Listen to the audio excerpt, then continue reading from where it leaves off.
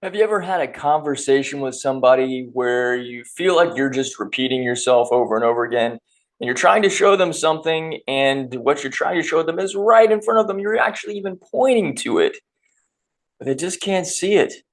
And they keep going on their own little mental thing where they think they know, but what it is that they don't know is that right in front of them, and you're just like, dude, why won't you look at what I'm showing you right now? And then you get to this place where you're like, wait, hold on a second. I do the same thing. I had that experience yesterday, and I'm learning that my higher self is showing me what it's like to be me sometimes in the experiences that I have with other people. And what I want to share with you today, very briefly, is that when we can just pause and look at what's going on around us, we can actually see ourselves sometimes more clearly.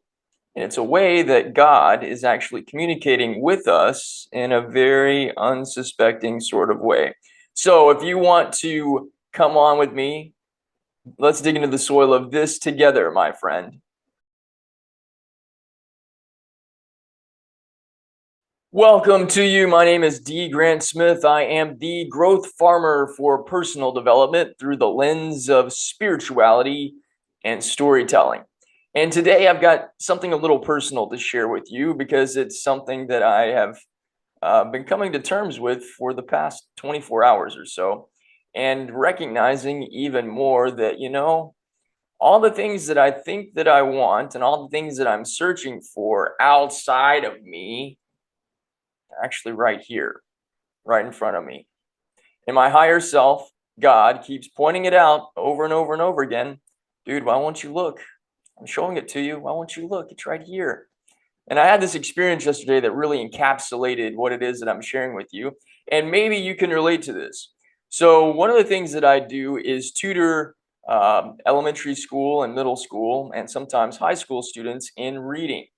Obviously, as a writer and as a storyteller, I'm very passionate about reading and reading principles. And I appreciate the opportunity to teach kids because it helps me remember and recultivate a lot of these principles that I was not necessarily always aware of. But yesterday I had this experience with a small little boy. He's about 8.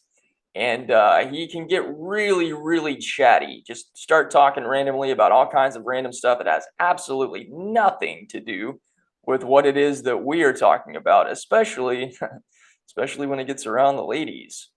The other day, he had 2 little girls on either side of him, and his chirpiness or chattiness just kicked into this whole new gear. And I was like, man, are you always this chatty? And both of the little girls were like,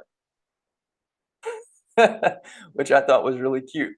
Anyhow, we had a couple of experiences a couple days ago, and we had a big one yesterday where the same thing happened. I'm going through this reading lesson with him. I'm actually, one of them was vocabulary. So it's just vocabulary words. I put the vocabulary word that he needed right in front of him. I even circled it so he could see it, but I needed him to say, oh, it's this word. And he kept throwing out all these other words. And I'm like, dude, those aren't even on the vocabulary list. I've put what it is that you need right in front of you. Why can't you see it? And he was like, I don't understand. We're doing vocabulary, man. Like, I definitions. We've been doing the same thing for the past 5 minutes. I've circled the right answer, but I need you to show me that you can see it and you can put 2 and 2 together. The question has the definition in it. The definition's right in front of you. The word that you need is right in front of you. Will you look at it and see it? And he was like, I don't know what I'm supposed to do. Well, I'll admit that I got a little frustrated because we've been doing this same exercise over and over and over again. This was like the third or fourth time we'd done it. And I was like, what are you not seeing, man? How is this so hard? And then I had this epiphany moment. Holy cow. Well, it turns out that everyone is you pushed out, as Neville Goddard says. And what I was experiencing with this little boy is myself. And the little boy immaturity that he was showing was my own immaturity, that I was now seeing what it's like in a way for God to be trying to show me the exact same sorts of things and showing it to me over and over and over again. But why can't I see it? Because I wasn't looking for it in the place where it is. Everything that we are looking for in our lives, all the different places that we want to feel happiness and fulfillment and success, it's already inside of us. And God is pointing to it all the time, trying to get us to look at it, trying to get us to accept it as it is. But we are looking for it in the wrong places. Or at least I'll speak for myself. I look for it in the wrong places a lot. I look for it outside of me. I look for evidence to prove that what it is that I am creating inside is actually real. But as we know from doing all of these deep dive spiritual studies and all of the wonderful, amazing teachers, Neville Goddard, Ernest Holmes, Abraham Hicks, Eckhart Tolle, Wayne Dyer, fill in the blank for a zillion other different people that are all pointing to the same thing. Reality, real, is within. It is the inner world that creates, and the outer world is the reflection. So while the inner self is pointing to the inner world, the more that I am looking outside of myself, I'm not going to see it. And I'm not going to understand because it's not where I'm looking. I've got to look where my higher self, where God is actually pointing to. And when I see that, I've got to accept that that's what it is and stop looking outside of myself. Is that something that you can relate to?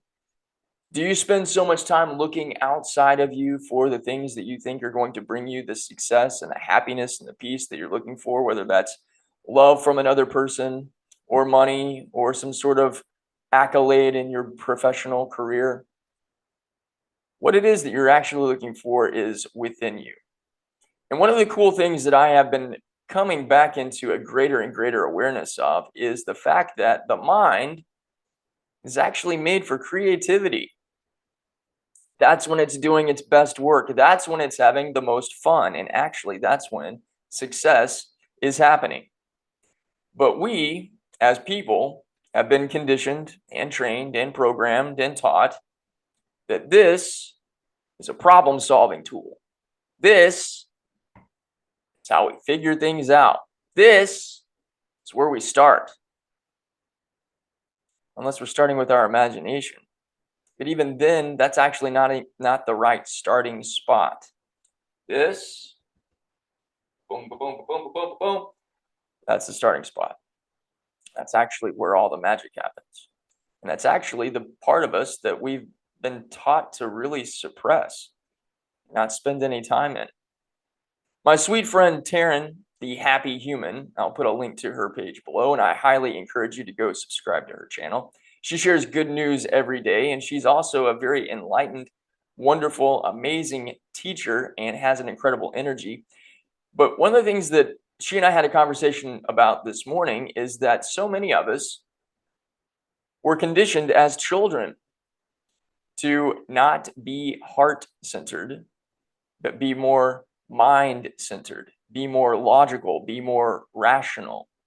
Think, think, think.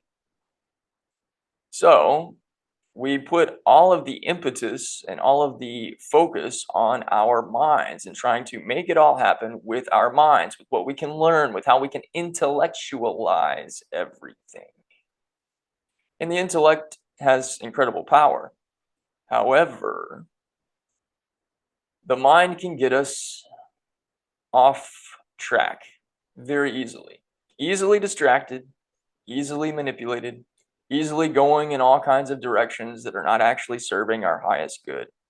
Because our higher self, the God force, lives within us in this part. And it's the heart place where all of the magic is. It's the heart place that our higher self is always pointing us back to. getting into the heart and out of the head so that we can harmonize with our true self. Our true self is in the energy of the heart. And from this place, we bring the mind down into it. Interesting thought. We bring the mind into the heart instead of trying to do things the other way around. Now, this is something that I am growing in and farming in because this is where my higher self lives, and I want to spend more time with my higher self and not with the different pieces of who I think that I am or who I think that I'm supposed to be, because then I'm looking in all the wrong places. How about you? Does this message resonate with you? With maybe some of the things that you are learning and you are growing in? If so, I invite you to drop down into the comments and let me know how this resonates with you. And let's both come together right now. And maybe formally or informally, I'll do it from a more formal place since I have the microphone, so to speak, and just commit to going into the heart space and letting the heart be the guide instead of my mind, which easily goes on rabbit chases, rabbit trails, and all kinds of other weird sort of distractions that keep me from the truth of who I really am. And your mind can do the same thing. The mind can get in the way, but the mind can also be a resource when utilized in the best ways. And it's utilized in the best ways when it's creative, when it's having fun, and when there's no stress and there's no pressure to have to create some sort of outcome or try to actually figure it out. So let's go into the heart space. Let's cultivate and sow and plant and water and nurture the love that is all things and that is where we came from and who we are. Let's focus in that garden and then bring the mind in for some creativity and fun. What do you say? If you're on board, let me know by giving this video a thumbs up and subscribe if you haven't already, because I want to share more of my own personal stories, my own personal insights, and encourage you and empower you and inspire you in your own growth into the best, most beautiful version of yourself.